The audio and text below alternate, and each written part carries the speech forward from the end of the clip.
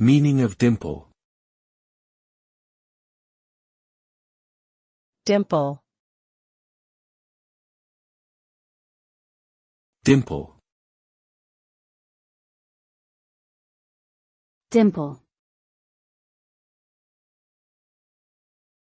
Dimple.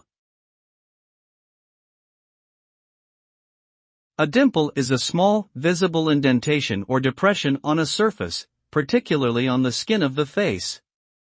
It is typically found on the cheeks, chin, or lower back, and is caused by an underlying muscle that pulls tightly against the skin.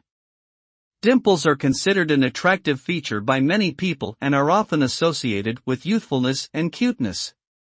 They can be either natural or artificially created through plastic surgery, and are most commonly seen in infants and young children. Overall, dimples are a physical characteristic that adds to one's individual charm and appeal.